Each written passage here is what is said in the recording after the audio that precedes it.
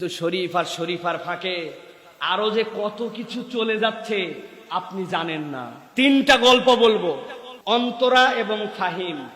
অন্তরা এক ক্লাসের first girl, আর ফাহিম হচ্ছে আরেক স্কুলের, দুইজনই ক্লাস 7-এ পড়ে, আরেকজন হচ্ছে ফার্স্ট বয়।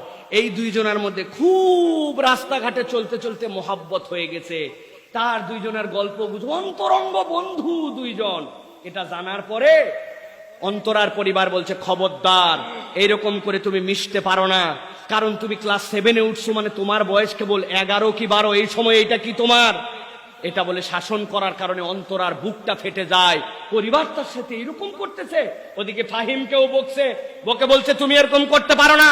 এটাতে ফাহিম এত ব্যথা পাইছে যে সে আস্তে করে বিড়ি, সিগারেট, গাঁজা এইগুলার দিকে চলে যেয়ে বকে গেল।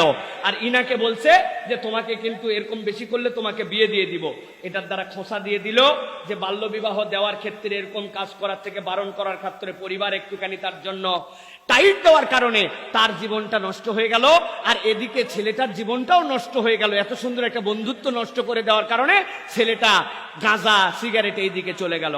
বলতে চাই, 11 বছর 12 বছরের একটা ছেলেকে পরিবার শাসন করতে পারবে না, এটা প্রকারান্তরে শিখাচ্ছে যে ওরা যা করুক ওইটাই করতে দিতে হবে, নচেত কিন্তু ছেলে নষ্ট হয়ে যাবে। ছেলে যে এই কারণে নষ্ট হতে পারে চারিত্রিক ভাবে, এটা হেডেক নয়, বরং এই বন্ধুত্ব 11 বছরের বয়স কেবল, এইটা নষ্ট হলে ছেলে নাকি নষ্ট হয়ে যাবে, এটা আপনার আমার বইয়ের মধ্যে শেখানো হচ্ছে। এর দ্বারা মূল উদ্দেশ্য কি? মূল উদ্দেশ্য পরিবারের শাসন তুলে দিয়ে ওই সন্তানগুলোকে উশৃঙ্খল বানানো, ঠিক কিনা? দুইজন, একজনের নাম নীরা, আরেকজনের নাম হচ্ছে অতুল। নীরা আর অতুল একই বেঞ্চে বসে। হঠাৎ করে একদিন নীরা অতুলের পাশে বসে নাই, ক্লাস 7-এ, মাত্র 11 বছর বয়স, 12 বছর বয়স। নীরা না বসার কারণে অতুলের ব্যাপক মন খারাপ, এত মন খারাপ যে কি ব্যাপার, আজকে আমার পাশে বসলো না কেন? কিন্তু নীরা এটা জানেই না। বিকাল বেলা পর্যন্ত নীরার সাথে সে কোনো কথাই বলল না। পরে তাকে জিজ্ঞাসা করলো, তুমি এরকম করছো কেন আমার সাথে? তখন বললে, তুমি আমার সাথে না বসে অন্যের সাথে বসলে, এই জন্য আমার মন খারাপ। আপনি কি বুঝলেন? ক্লাস 6-7-এ যাতে ফ্রি মিক্সিং এর বীজটা এই জায়গার থেকে ঢুকায় দেওয়া যায়, এই বয়স থেকেই তাদেরকে এটা কি স্কুলের বই নাকি প্রেম শিক্ষার বই, এটা আমাদের সন্দেহ হয়। আপনি খালি শরীফ শরীফ বানিয়ে আছেন, কিন্তু তারা আছে পুরো শিক্ষা ব্যবস্থাকে ধ্বংস করার জন্য, ঠিক কিনা? পঙ্কজ এবং রাহেলা। পঙ্কজ অন্য ধর্মাবলম্বী, রাহেলা। পঙ্কজের আর রাহেলার পরের দিন হচ্ছে একটা গণিত অলিম্পিয়াড বা কোনো একটা ক্লাস আছে, এই জন্য রাহেলা পিকনিকের আয়োজন করছে পাড়াবাসী মিলে, ওইখানে আসতে চায় না, কিন্তু পঙ্কজ বলছে তুমি না আসলে মন খারাপ হবে। অতএব অনেক স্যাক্রিফাইস করে রাহেলা অবশেষে পিকনিকে আসলো। পিকনিক করে, আনন্দ করে, ফুর্তি করে, খায় গভীর রাত। আমার কথা নয়, বইয়ের কথা। গভীর রাত্রের পর রাহেলা তার বাড়িতে ফিরতেছে, পঙ্কজ তার বাড়িতে পরের দিন। এই কারণে তার একটু পড়ালেখা খারাপ হলো, কিন্তু আনন্দটা হলো। কি বুঝাচ্ছে?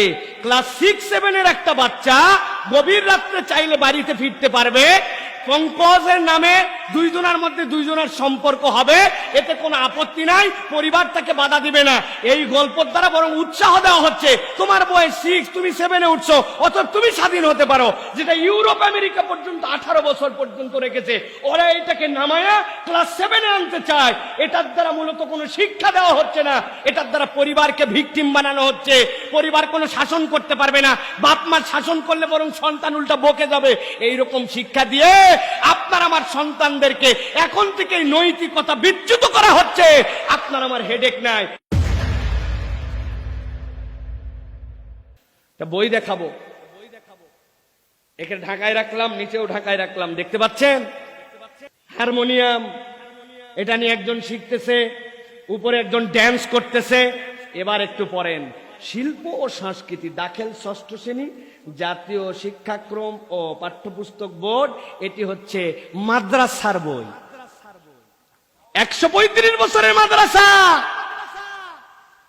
আমরা শিল্প সংস্কৃতি কে চর্চা করবে করবে না এটা তাদের ব্যাপার, কিন্তু যারা ইসলাম ফলো করে, আমরা জানি লাগওয়াল হাদিস হিসাবে গান বাদ্য আমাদের শরীয়তে সম্বোধন করে নাই। তুমি স্কুলে শেখাও, এটা যেহেতু আমরা বলতে পারি না এটা শরিয়া ভিত্তিক সমাজ, কিন্তু আপনি মাদ্রাসার বইয়ে এই দৃশ্য দিয়া আপনি কি শিখাতে চান, কি প্রমোট করতে চান?